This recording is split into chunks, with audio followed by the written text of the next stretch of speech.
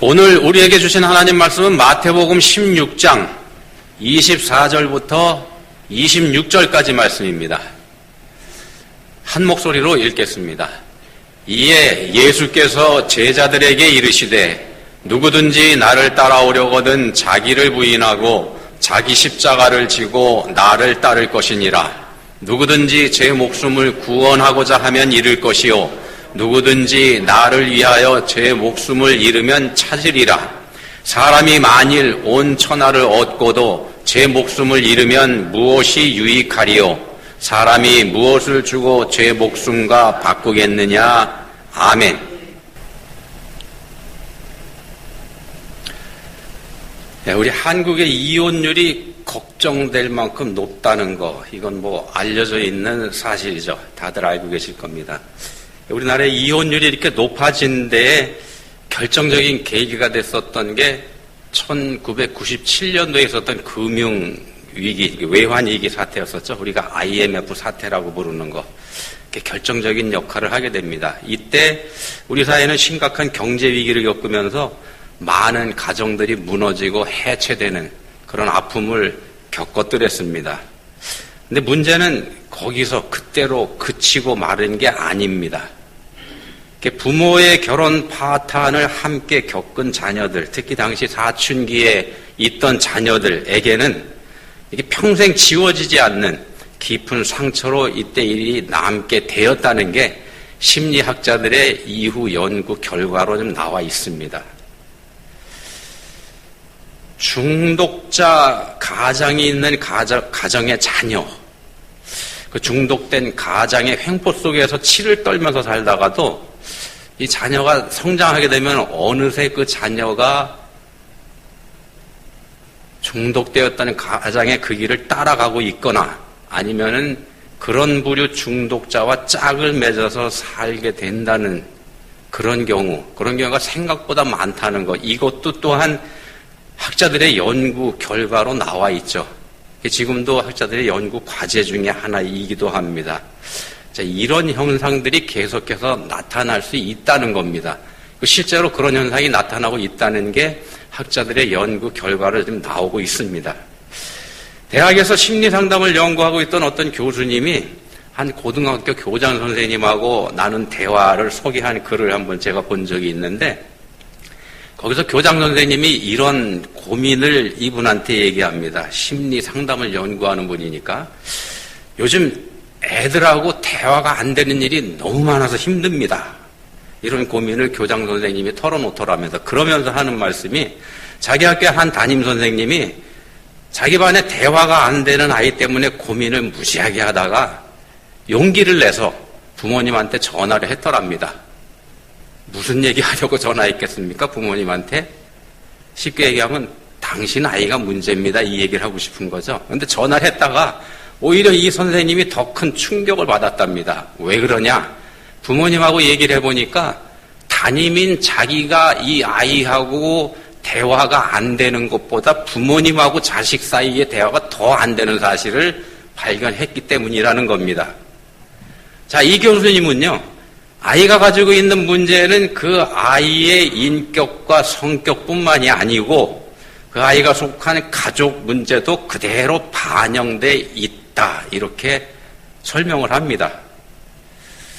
사랑의 기술이라는 책을 쓴 사람이 있죠. 에리 프롬. 이분은 그래서 이런 말을 합니다. 문제야 뒤에 문제 부모가 있다.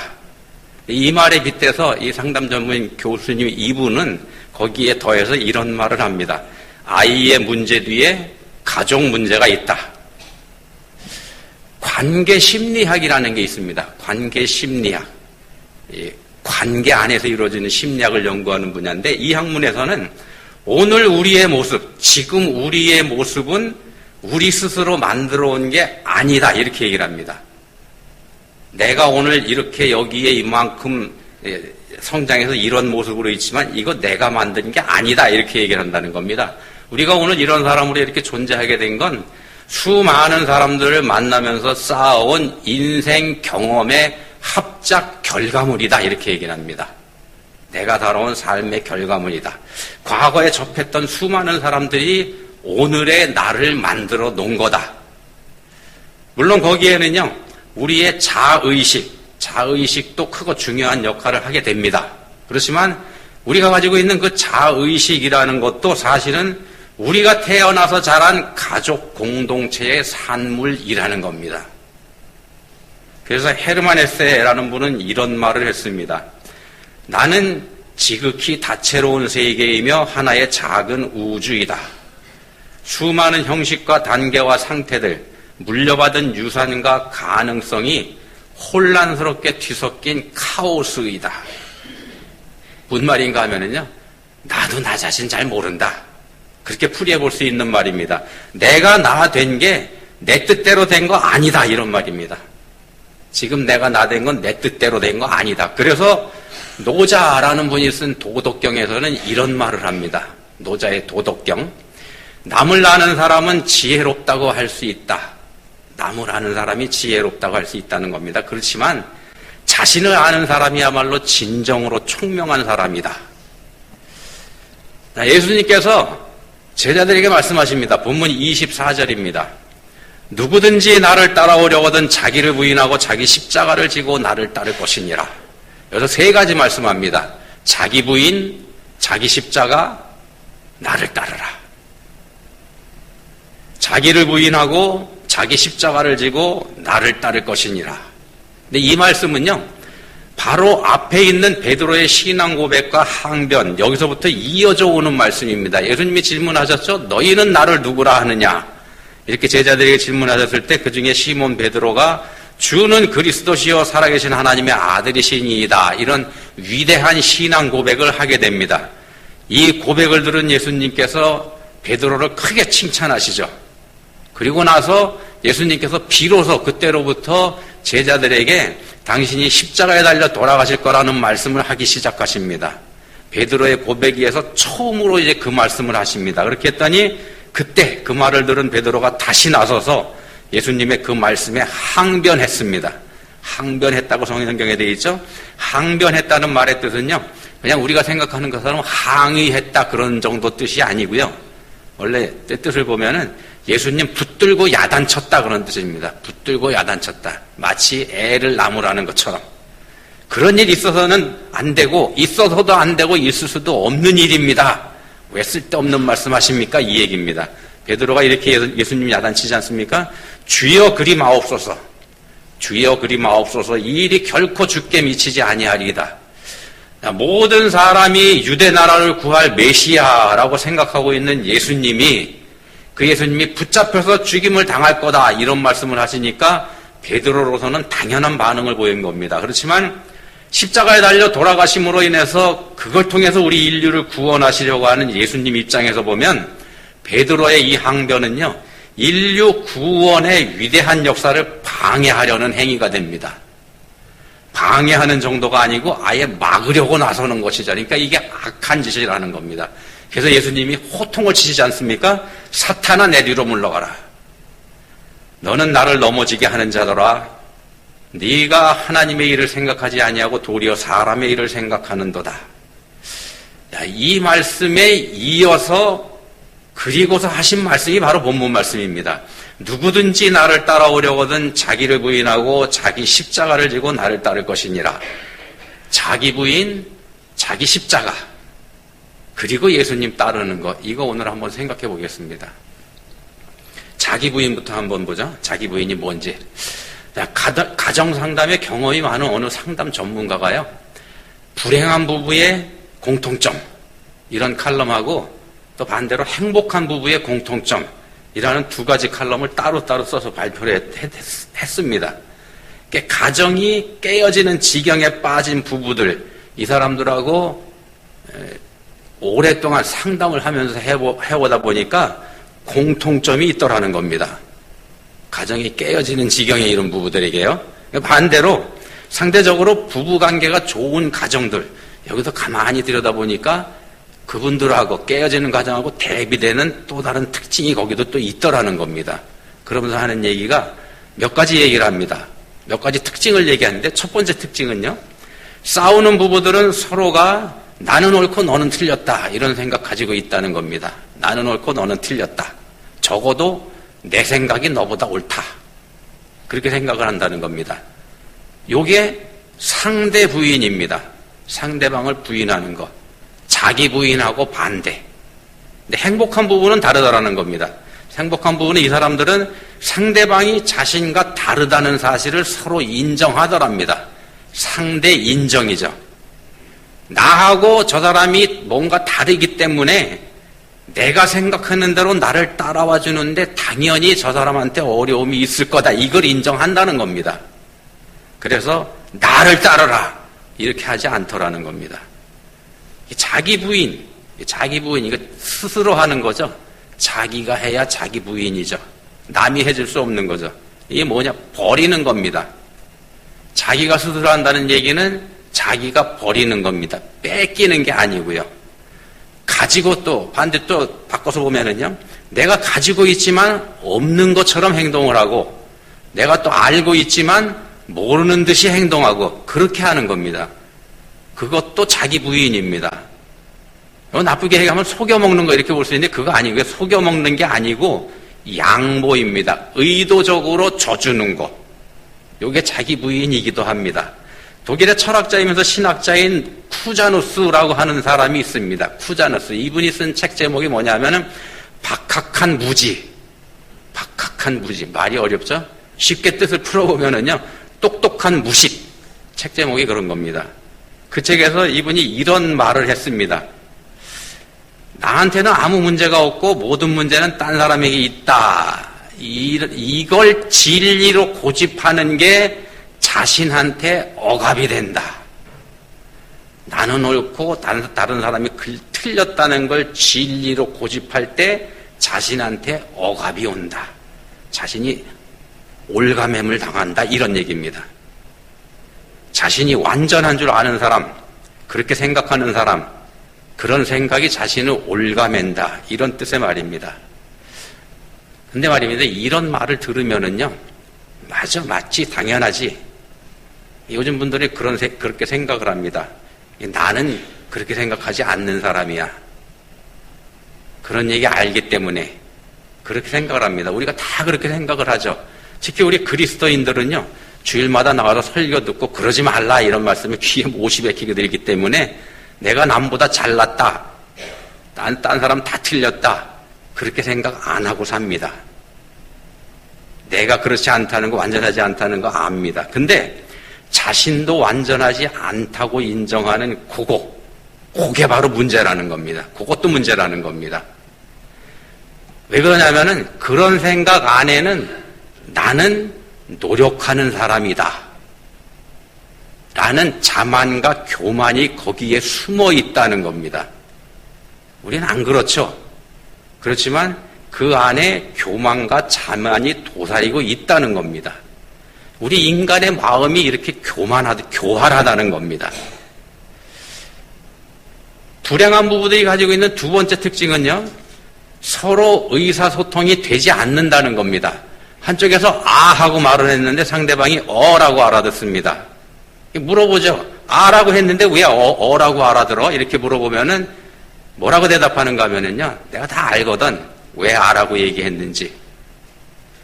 그렇게 나온다는 겁니다. 이렇게 되니까 직접 소통하는 일이 줄어듭니다. 그러면서 비난과 비판이 오가고 서로 상처를 주고받게 되고 이렇게 되면서 골마간다는 겁니다. 반대로 행복한 부분은 어떤가?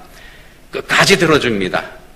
말을 자르고 들어가지 않고 그리고 이해하려고 하고 대화로 해결하겠다는 의지가 있다는 겁니다.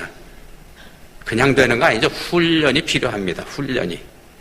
세 번째 특징은요. 불행한 부부의 세 번째 특징은 두 사람의 배후에 다른 게 있다는 겁니다. 무슨 말씀인가? 예를 들면은요. 두 사람 배후에 본가가 있고 친정이 있다는 겁니다. 불행한 부부들은 자신의 부모님에게서 경제적, 정서적, 심리적으로 독립하지 못하는 특징을 가지고 있더라는 겁니다. 근데 그걸 서로가 알고 있습니다. 저 사람 배후에 뭐가 있는지, 저 사람 배후에 시어머니가 계시고 저 사람 배후에 친정이 있다는 걸 서로 안다는 겁니다. 이런 경우도 있습니다. 출가시킨 자녀들, 출가시킨 자녀들한테 여전히 간섭을 합니다. 그게 부부 갈등의 원인이 되죠. 자기들이 가지고 있는 그 문제를 자녀들 가정에도 복사를 시켜서 덮어 씌우는 겁니다. 대를 물리는 거죠. 이게 불행한 부부 가정의 특징이라는 겁니다. 행복한 부부는 그럼 어떤가? 상대방이 우선입니다. 상대방이 최우선입니다. 서로를 가장 소중하게 여겨주더라는 겁니다. 그게 체질이다 보니까 자연스럽게 삶에서 드러나고 자연스러운 감정 표현으로 그게 드러나더라는 겁니다. 감사와 인정으로, 그리고 자연스러운 스킨십으로. 그래서 이런 사람들은 상대방이 싫어하는 거 하지 않더라는 겁니다. 중요한 말씀입니다. 상대방이 싫어하는 거 하지 않기. 마지막 특징은요, 불행한 부부들의 마지막 특징, 함께 즐거워하는 시간이 너무 적더라는 겁니다. 함께 즐거워하는 시간입니다. 같은 공간에 함께 있어도 함께 하는 일이 없기 때문에 함께 즐겁거나 함께 기뻐할 일이 없다는 겁니다. 같이 있어도 함께 즐거거나 함께 기쁘지 않다는 겁니다. 쉽게 말씀드리면 친밀감이 떨어지는 겁니다. 서로 통하지 않으니까. 이런 경우에는 작은 일에도 상처를 주고받게 되고요. 쉽게 깨질 수밖에 없다는 겁니다. 그래서 서로에게서 신뢰가 떨어집니다. 그렇지만 행복한 부부는 둘이 함께 즐거워하는 시간을 만들더라는 겁니다. 함께 즐거워하는 시간.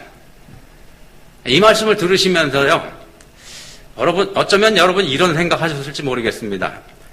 다 좋은 말이지. 그래, 그거 누가 모르나? 몰라서 못하는 거 아니지. 이런 생각 하셨을지 모르겠습니다. 이런 생각 조금이라도 하셨다 그러면은요, 조금이라도 그런 생각 들으셨다면 바로 오늘 말씀의 핵심을 여러분들이 잡고 계신 겁니다. 무슨 말씀인가 하면은 자기 부인이 쉽지 않다는 거. 자기 부인 쉽지 않습니다. 하고 싶어도 안 되죠. 그게 자기 부인입니다. 그럼 어떻게 해야 되는가? 다 맡겨드리는 겁니다. 예수님께 맡겨드리는 거. 그게 쉽지 않다는 거 우리가 또 알죠. 예수님 말씀하셨습니다. 사람으로는 할 수 없으나 하나님으로서는 다 하실 수 있느니라. 이 말씀은요, 하나님만 하실 수 있다 그런 뜻입니다. 하나님만이 하실 수 있다. 자기 부인 우리가 하는 거지만은요, 우리가 할 수 없는 일이라는 겁니다. 하나님이 하십니다. 하나님이 해주셔야 되는 겁니다. 우리가 끊지 못할 때 하나님이 끊게 해주셔야 되고, 또 우리가 버리지 못할 때 하나님이 가져가 버리시고, 우리가 가지고 있을 때 하나님이 가끔씩 가져가 버리시는 경우 있죠. 왜 가져가 버리실까요? 이런 경우입니다. 자기 부인 하나고 또 더 큰 걸 주시려고 작정하셨을 때 우리가 애지중지하는 거 홀라당 가져가 버리시는 경우도 있습니다. 그럴 때 우리 어떻게 합니까? 통곡하고 원망하고 그러죠. 저항하고 그럽니다. 자기 부인은 그런 상황을 믿음으로 받아들이는 겁니다. 믿음으로 받아들일 때 우리가 비로소 자기를 부인할 수 있습니다. 그 다음에 이제 자기 십자가입니다. 자기 십자가를 지는 거. 자기 십자가를 지고. 우리가 십자가에 대한 큰 오해가 있습니다. 십자가를 진다 이렇게 말씀을 하니까 마치 십자가가 무거운 짐인 것처럼 우리가 생각을 합니다. 십자가는 짐이다, 무거운 거다 그렇게 생각을 합니다. 근데 아닙니다. 그렇지 않습니다. 십자가는 무거운 짐 아니고요. 오히려 그거보다 더 훨씬 힘들고 더 끔찍한 겁니다. 무거운 짐이 아니고 그것보다 훨씬 더 끔찍한 거. 죽음입니다. 죽음. 십자가는 죽음입니다. 사형틀이죠. 거기에 달려 죽는 거. 그래서 자기 십자가를 지고라는 말씀은 죽어라 그런 뜻입니다. 자기 부인보다 더 힘든 얘기죠. 더 나간 말씀입니다. 네가 살아있는 상태로는 안 된다 그런 뜻입니다. 당연히 이것도 우리 능력으로는 안 되는 일이죠. 어떤 신학자는요, 자기를 비판적으로 끊임없이 점검하는 도덕주의라는 게 이제 도덕적으로 깨끗하게 살기 위해서 애쓰는 거지 않습니까? 그렇게 끊임없이 자기를 비판하면서 점검하는 그 도덕주의 또한 실제로는 자신이 얼마나 선한지를 드러내려는 행위에 불과하다. 이런 말을 합니다. 도덕적으로 깨끗해지려고 애쓰는 사람들, 자기 자신을 드러내려고 하는 거라는 겁니다. 그러면서 말합니다. 스스로 깨끗한 척 또는 깨끗함을 위해서 노력하는 척. 십자가를 진다는 얘기는 그거 그만두라, 그런 뜻이라는 겁니다. 십자가를 지는 건 그런 것 때려쳐라. 척하기를 집어치우고 항복해라. 네가 해서 될 일이 아니다. 항복하라, 이게 무슨 뜻인가 하면은요, 내가 할 수 있다는 생각 버려라. 요즘 세상은요, 할 수 있다고 가르칩니다. 할 수 있다라는 말을 떠받들고 사는 세상입니다. 우리 인간의 능력이 무한하다 이렇게 가르치면서 그걸 믿으면서 그걸 신앙으로 삼고 사는 그런 시대이죠. 그래서 교회조차 그런 세상의 가르침에 영향을 받아서 현혹되어 있는 상태가 지금 시대입니다. 그렇지만 성경에서는 결코 그렇게 말씀하지 않습니다. 성경에서 보는 우리 인생들은 할 수 있는 존재가 절대로 아닙니다. 절대로 할 수 있는 존재가 아닙니다. 거듭거듭 다시 태어나면서 수없이 반복하면서 시도하다 보면은 언젠가 될 거다 이렇게 얘기하는 경우도 있습니다만, 윤회라는 게 그거지 않습니까? 결코 거듭거듭 태어나서 다시 시도한다고 할지라도 할 수 없는 게 우리 인생들의 한계라는 겁니다. 그게 성경의 가르침입니다. 그럼 우리는 어떻게 해야 되는가? 우린 죽어야 되는 존재입니다. 죽어야 되는 거. 바꿔 말씀드리면 자기 부인을 해야 되는 건데, 나는 할 수 없는 존재라는 거, 그거 인정하라는 겁니다. 난 할 수 없다, 이거 인정하라는 겁니다. 먼저 그거 인정해라. 그게 자기 십자가를 지는 거이기도 하는 겁니다. 자기 부인으로 해서 이제 자기 십자가를 지는 거, 자기가 죽는 거, 자기가 없는 상태가 되는 거. 죽은 사람은 자기 주장 없지 않습니까? 아무 얘기 안 합니다. 말씀이 이끄는 대로, 예수님이 이끌어가는 대로 그냥 질질 끌려가는 거. 그게 자기 십자가를 지는 겁니다. 예수님 말씀하셔서 자기 십자가를 지고 나를 따를 것이니라. 그 말씀의 뜻이 이겁니다. 예수님은 십자가에 달려야 된다는 성부 하나님의 뜻에 토를 달지 않으셨습니다. 그냥 뜻에 따라가셨죠. 그냥 순종하면서 따라가셨습니다. 자, 근데 우리는 앞에서도 말씀드린 것처럼 우리 의지로, 우리 스스로 예수님 따라가는 거, 이거 불가능합니다. 그렇게 하지 못하죠. 왜 못하는가? 우리 안에 자아, 그러니까 우리 안에 내가 살아있기 때문에 그게 안 되는 겁니다. 내가 살아있어서 안 됩니다. 그래서 그 살아있는 내가 죽어야 되는 겁니다. 내 자아가 죽어야 되는 거죠. 그러면 예수님이 우리를 끌고 가시는 겁니다. 질질 끌고 가시는 거죠. 우리가 살아있을 때에는요, 안 됩니다, 그게. 질질 끌고 가시면은 나한테 메어놓은 십자가 벗겨달라고 떼를 쓰게 되죠. 발악을 하게 됩니다. 저항하게 되죠. 혹시 내가 십자가를 지고서 뭔가 하고 있다, 이런 생각이 들 때, 혹시 우리가 지고 있는 십자가가 있다 그러면은 우린 그걸 공로로 삼으려고 그럽니다. 베드로가 얘기했지 않습니까? 예수님한테. 보소서, 우리가 모든 것을 버리고 주를 따라 싸운데 그런즉 우리가 무엇을 얻으리이까? 그런즉 우리가 무엇을 얻겠습니까? 이게 우리 마음입니다. 우리는 짐 좀 졌다 하면, 하나님 말씀에 조금 순종했다 치면 그에 따르는 보상을 기대하는 것, 이게 우리들의 마음이라는 겁니다. 그게 바로 내 안에 나가 살아있는 상태입니다. 말씀을 정리합니다. 앞에서 아이의 문제 뒤에 가족 문제가 있다 말씀드렸는데, 아이의 문제 뒤에 가족의 문제가 있다. 그러면은 우리 뒤에, 여러분 뒤에는 뭐가 있을까요? 아이의 문제 뒤에는 가족의 문제가 있다 그랬는데 여러분 뒤에는 뭐가 있습니까? 나가 있습니다. 여러분의 자아. 그게 문제의 원인이 된다는 겁니다. 내가 할 수 있다. 또 하나님이 나를 도우시면 내가 할 수 있다. 이게 우리들의 신앙이죠. 하나님이 도우시면 내가 할 수 있다. 하나님이 도우시면이라는 수식어로 우리가 붙이기는 합니다만, 사실은 이 말의 정체는 내가 할 수 있답니다. 내가 할 수 있다. 거기에 방점이 있다는 겁니다. 하나님을 둘러리로 세우는 거죠. 우리들의 생각이 그렇습니다만 아닙니다. 거기서 나가 빠져야 되는 겁니다.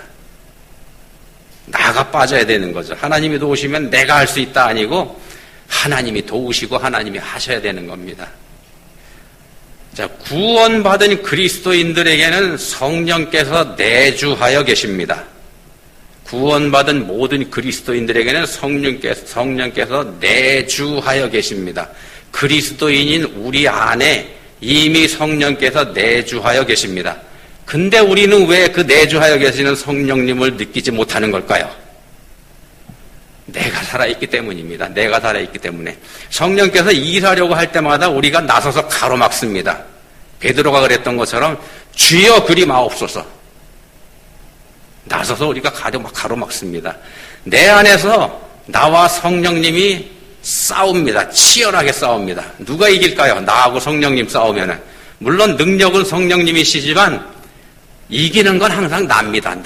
내가 항상 이깁니다. 하나님은 우리한테 자유의지를 주셨고 그걸 무시하지 않으시기 때문에 내가 이깁니다. 우리를 인정해 주시는 거죠. 왜 인정하시나? 사랑하시기 때문에. 우리의 십자가와 예수님의 십자가 전혀 다른 겁니다. 예수님 십자가는 다른 사람을 위해서 대신 지는 겁니다만 우리 십자가는 우리 자신을 위한 거일 뿐입니다. 내 구원, 자기 구원을 위해서 지는 거고 하나님의 자녀로서 당연히 지어야 되는 거고 우리가 감당해야 될 고통, 어려움 그런 것만 나한테 당해온다는 겁니다. 우리한테 손해가 전혀 없다는 겁니다. 눈꼽만큼도 없다는 말씀을 드리는 겁니다. 내 십자가는 자기 십자가는 내가 나를 위해서 지는 겁니다. 따라서 거기에 공로가 될 거 하나도 없습니다. 불행이라고 하는 거는요. 다 가지려고 하는데 그 원인이 있다 이런 말이 있습니다. 삶이 불행한 건 다 가지려고 할 때 불행이 있다. 무슨 얘기냐면요. 진리는 양자택일입니다. 둘 중 하나입니다. 둘 다 진리일 수는 없습니다. 하나는 버려야 된다는 말씀입니다. 내 안에서 나와 성령님이 충돌할 때 둘 중에 한쪽은 죽어야 됩니다. 나와 성령님이 충돌할 때 누가 죽어야 되겠습니까? 그러면. 자, 우리가 명심해야 될 거는요. 아무리 우리가 길을 쓴다 해도 하나님 뜻을 우리가 막을 수는 없다는 사실입니다. 기도하시겠습니다. 하나님 아버지, 인간은 천사도 아니고 짐승도 아니다. 그렇지만 불행한 건 천사처럼 살려고 생각하면서 실제로는 짐승처럼 살고 있다는 사실이다. 이런 말 하는 사람도 있습니다.